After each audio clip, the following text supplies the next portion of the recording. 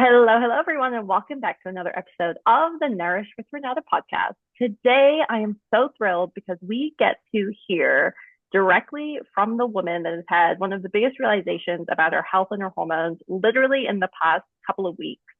And I'm thrilled to share this journey and this story with you because there's so much you can glean from her experience that you can literally see and feel how important this is to her life, to her relationship, and to how she navigates her health moving forward too. So welcome to the podcast, Jaki. Hi, everyone. So Jaki's actually a returning guest. I'm going to link her previous episode below in the show notes. So definitely check out that one too. But this time, we're actually going to be talking to Jaki about everything she's learned about her cycle and why that has been such an important realization for her. Before we get into that, Jaki, I'd love for you to share a little bit about who you are and what you do. My name is Jaki Sallis. I sell firearms and arm America through a legal firearms licensed dealer as a full-time job. And my husband and I have a media company called Laugh and Load where we do reviews. We interview main people in the firearms industry, basically all things gun related. We are all about it on and offline. Yes, and they're amazing. They're so knowledgeable. So make sure to check out their links and connect with them there. So, really, the reason why I quickly had messaged Jaki after our typical Monday meeting was because she had shared something with me that was so profound for her health journey. I was like, more people, more women need to hear about this because this is exactly the transformation that can empower you.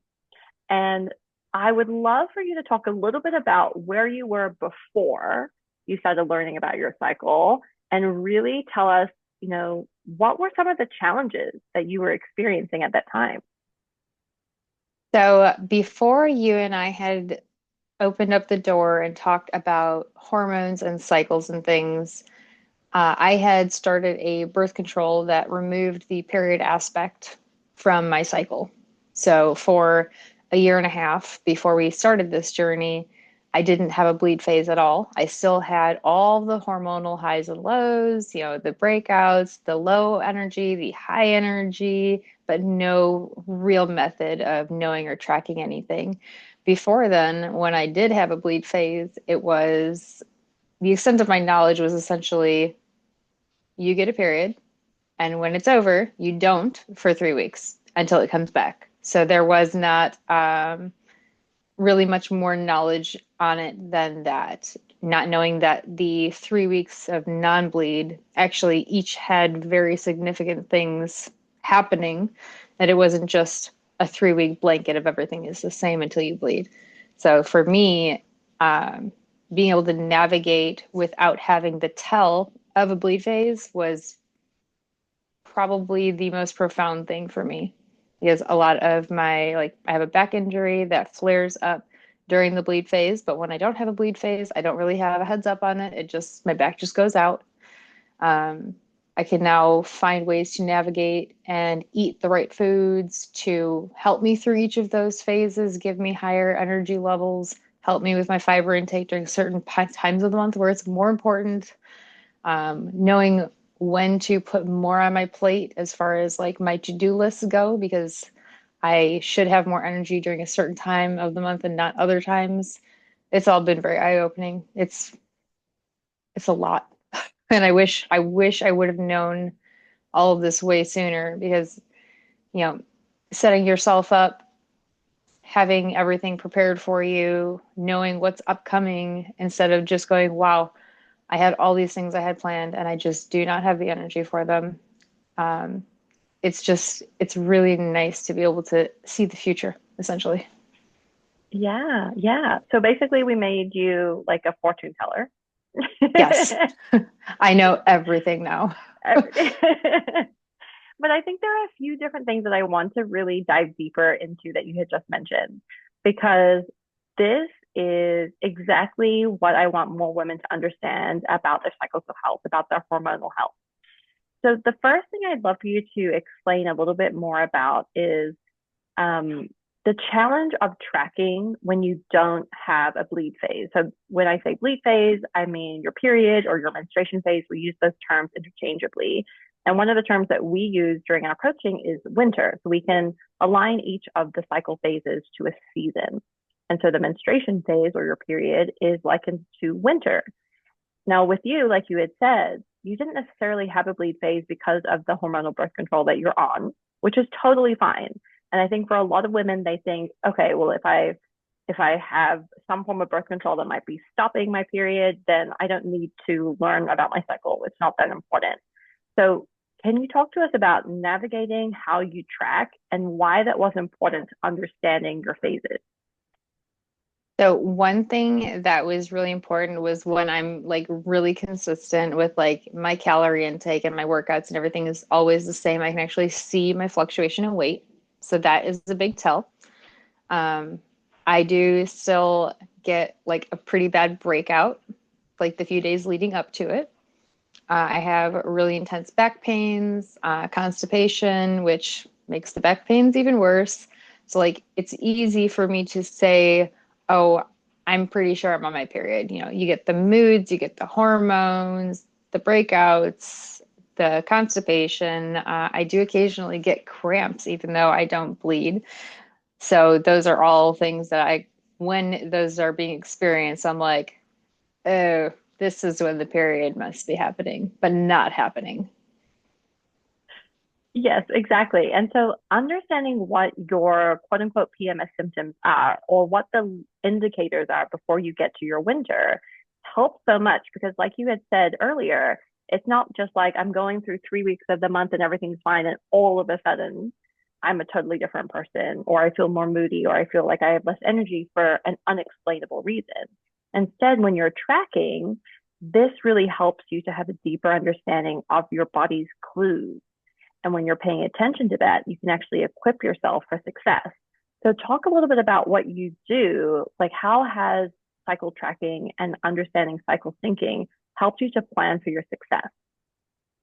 So I know that there are certain foods, you know, the leafy greens, the chocolates, chia seeds to add fiber into my diet, making sure, especially, I always try to make my water goal every day, but especially important when I'm increasing my fiber prior to the period to make sure that I can stay regular. In the number two department, and not have like a very sore back from being constipated for, you know, a day or 2 days prior to it. Yes, that was a huge one that we implemented over time because for yourself and for so many women, we experienced something called the period poop.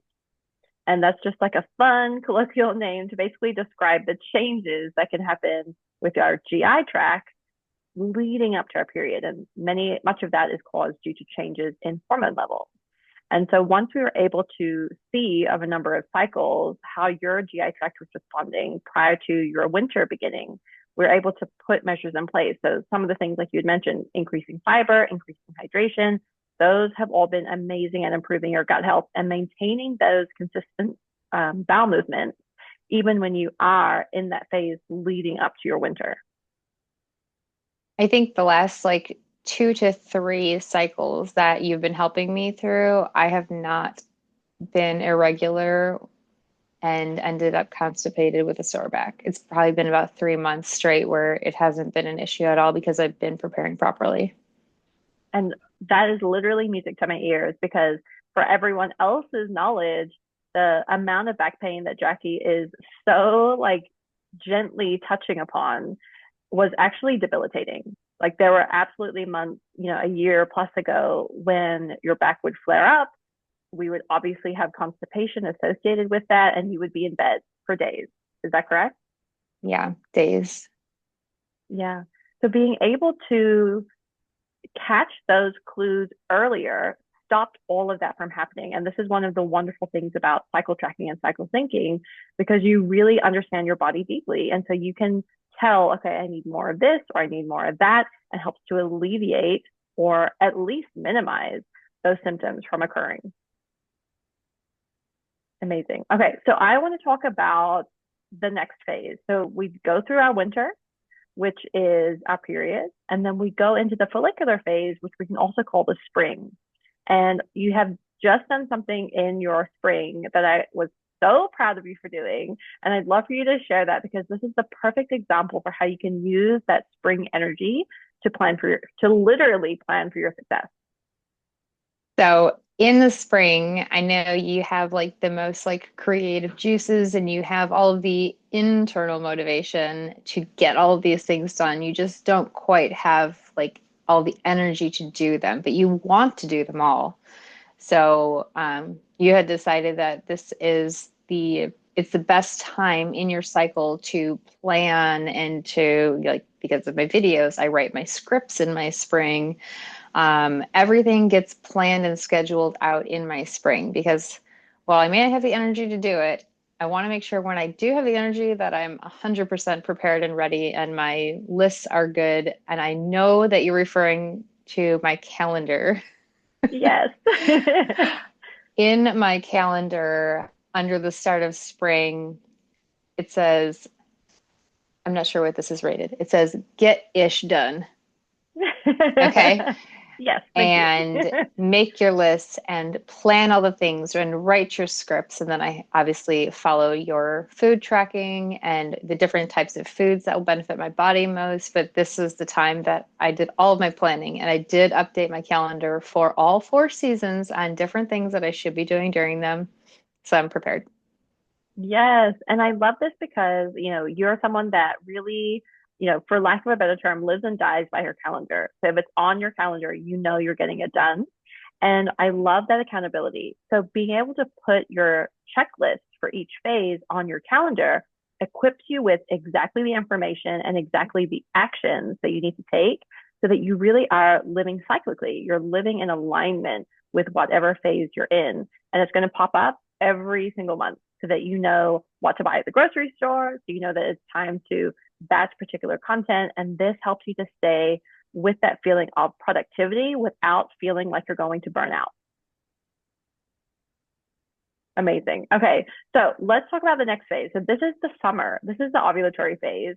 And I think this is the one that you often, when we're talking at the beginning of the summer for you, you're always like, this is going to be a great week. I'm going to get so much done. And that's exactly what this phase is created for. So talk us through a few things that you do to help you to stay productive and to really accomplish your to-do list during the ovulatory phase. So the calendar comes into play again. I do use my notes app to segment out my week Monday through Sunday, Monday beginning with my meeting with you and Sunday with my last day before my next check-in with you. So every single day I have a list of things that I want to have done. 4 workouts per week, 3 days that I prep my overnight oats to make sure that I'm getting my fiber and my protein in instead of a ham and cheese sandwich, different things that I'll do throughout the week. So summer, which I am in now, which I am being social and productive by being on your podcast. Yes. This is my summer and everything is getting done. Yes, I love that. This is so cool because I also want to talk a little bit about a story that you had just shared with me before we started recording. And so, even though we're living cyclically, we can still experience the ups and downs of busy seasons, for instance, at work. And this story I'd love for you to share because it shows so beautifully that we can ebb and flow with what's occurring in life. And we also have the knowledge that can back up what we're experiencing, as well as creating accountability and communication with the people that we live with. So that makes cyclical living and elevating your health so much easier. So would you like to share that story? Because I absolutely love it. Yes. So the day before last, it was very busy at work. I was a very naughty girl and I didn't get a chance to drink all of my water. I was very low on water. In fact, I don't remember the last time I only drank 62 ounces of water by the end of the day. Um, I woke up Wednesday, my stomach was growling. I was so hungry and I ate far more than I should have for dinner. My husband looked at me and he goes, Honey, is it your winter? It was the sweetest thing ever because we've been talking quite a bit about my cycle, what each of the seasons mean. And there was never any kind of, oh, she must be on her period or any kind of like dismissive period type comment. He was genuinely concerned and very caringly asked me, "Are you in your winter?" It was the sweetest thing ever. And it really like I was as I emotional as I was about it, I was like, "Oh my gosh, did I just get emotional about him asking me about the period that I don't have?" It really meant a lot that he paid attention to what the seasons meant, what the flags were, and things to look out for when it is the winter. Yeah. Yeah. I love this because he's so supportive. And I think this is such a beautiful exemplification of what it can be like when you're talking openly about your cycle. Just like you mentioned, there can often be so much judgment or stigma around cycles. There's a lot of negative connotations associated with it, especially when it comes to how males interact with females around their periods. And your husband did such an amazing job at being supportive because he really just wanted to understand and support you. That's why he asked that question. And I think that you had also mentioned too, like he knows what the signs are to look for and he didn't see those signs. So he's really questioning. He's like, okay, did I miss something? And I really love how supportive he is, but also like he knows exactly the foods to get at the grocery store for each phase, and he is literally equipping you to be successful in every single phase in addition to what you're doing. I will say that it was never something we openly talked about unless it was a reason why we had to talk about it. So it's a very new conversation to us. It's a very like fresh topic. He's always asking questions, and I tell him, I give him the grocery list, and he goes, "Flaxseed? Why flaxseed?" He goes, "What are you baking?" I said, "Anything I can. I have to get it in this week." Yes, that's so good. You've trained him well. He's not doing bad. Well, let's talk about the next phase, which you have affectionately called the Devil's Playground, and that is the luteal phase, aka the fall. So, how has your experience with this phase changed now that you've learned more about your cycle? So fall for me has always been if I do any crying ever, it's in the fall. It's never during the winter. It's always during the fall, and it's always 1 to 2 days before the winter starts. So I know it's an emotional time. Um, I have the open conversation with my husband that winter's around the corner, and we need to talk about something, but it's going to have to wait because I'm not feeling it today and I need to keep a cool head. So, yes, we need to talk. So, it's helped us with our conversations and our communication. Um, I don't want to get to the point where I have a hard conversation during a time that's already a hard time for me to keep my emotions in check. Um, and then have him ask me in the condescending way, "Are you in your winter?" Right, So I'm exactly. trying to keep myself in check so that we have a better bond during and better communication during that week, especially than any other. Um, it's also the week that I use to prepare for the winter, and knowing that the difficult physical stuff is around the corner and doing my best to prepare for it while keeping my emotions in check and not doing something that's going to be overly strenuous of a project during the tail end of my fall. Yeah, that's such an important piece to remember because, during that luteal phase or that fall, the impact of stress is so much greater on us. We really feel it more deeply. And so I love that, one of the ways that this has really shown itself to me is I remember you would, way back when, many years ago, because we worked together for quite some time now. Many years ago, when you would be in this luteal phase, you might get a breakout. And I would remember like how defeated you would feel when we would talk about it. And what's been so great is, recently, now that you've been implementing this way of living in alignment with your cycle, you don't attach so much of that breakout to who you are as a person. You don't take it as personally, if that makes sense. And so you understand that this is just one of your symptoms and it doesn't have to mean anything more than it is a symptom and it will go away. This too shall pass.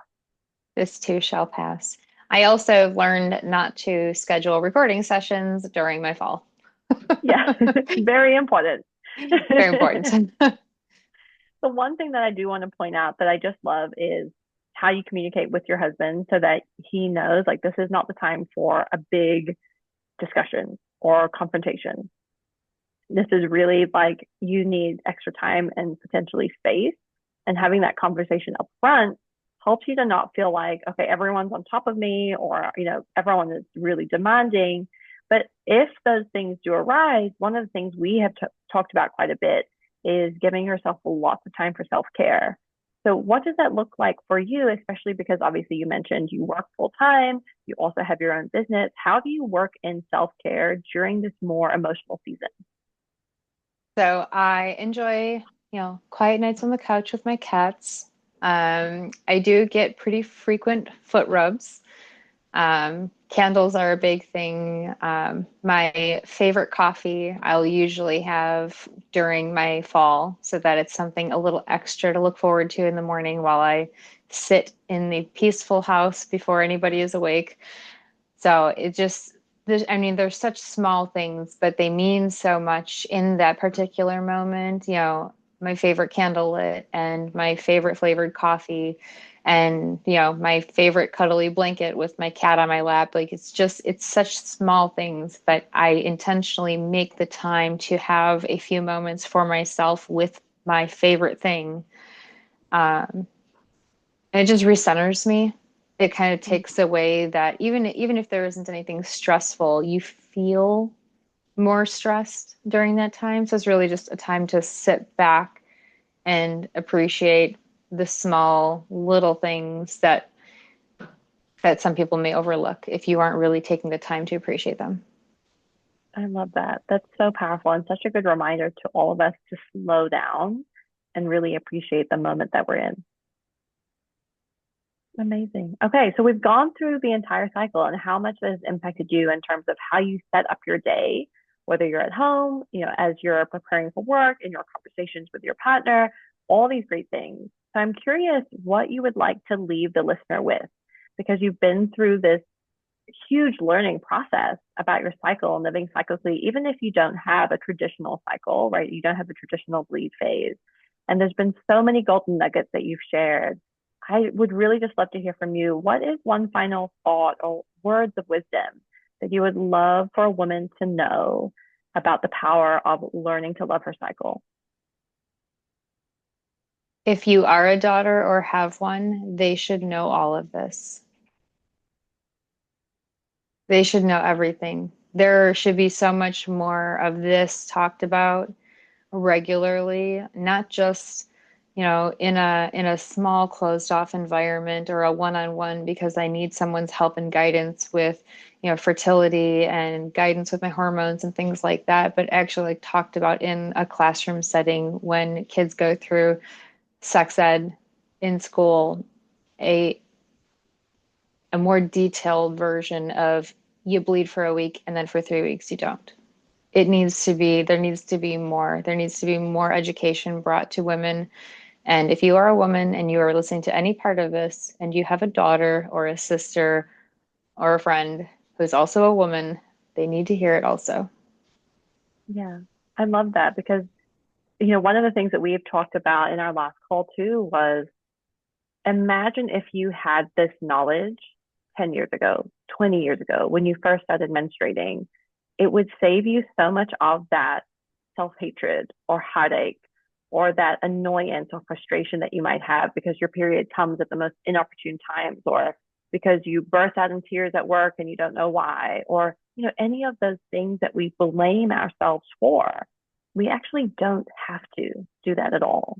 And when you learn about your cycle and you start to love the clues that your body is giving you, that's really a sense of freedom because you're no longer tied to all of these things being some random occurrences. You actually start to see that your body has been telling you about these things all this time, and all you needed to do was listen to it, give your body the nourishment, the care that it needs so that you truly can live your most fulfilled life, the one where you really deeply honor yourself. You have compassion, you have self-care, you have self-love.